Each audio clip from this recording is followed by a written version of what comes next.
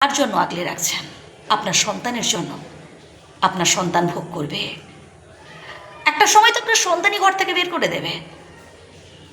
একটা সময় আপনার স্থান হতে পারে হয়তো বৃদ্ধাশ্রমে, বা হয়তো বিশাল বড় বাড়ির কোনো একটা চিলে কোঠায় বা ভাড়ার ঘরের পাশে।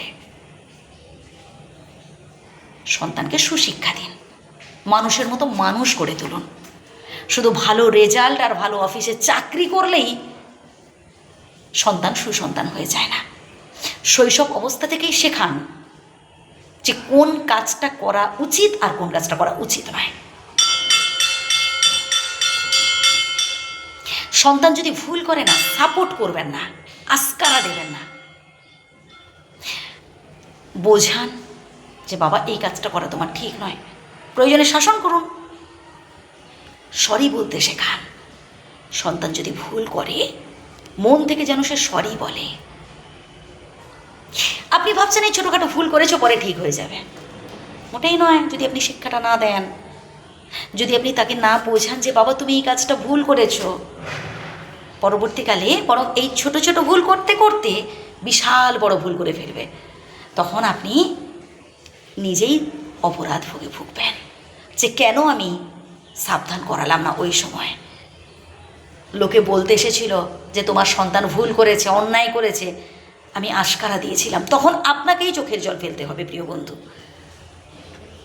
খারাপ মাইন্ডে নেবেন না। আমি সরি, যদি আমি আঘাত দিয়ে থাকি বা যদি আমি কষ্ট দিয়ে থাকি, আমি সরি, আমি হাত জোর করে ক্ষমা চাইছি। কিন্তু আমি বাস্তবটা বলছি ভাই, আমি অনেক বাবা মাকে দেখেছি ভাই সন্তান সন্ততিকে না আশকারা দিতে, ভুল করছে তাও বলছে না, স্বীকার করছে না।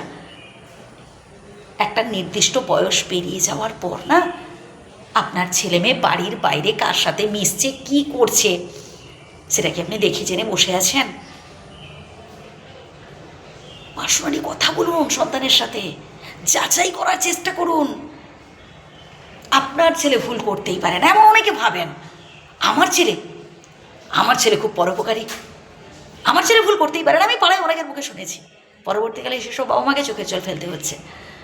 তার কারণ ওই একটাই, ওই যে বাচ্চাকালে আস্কারা দিয়েছিল। শুধুমাত্র সন্তানের কথা বলবো না প্রিয় বন্ধু, কখনো কোনো অন্যায়কে প্রশ্রয় দেবেন না।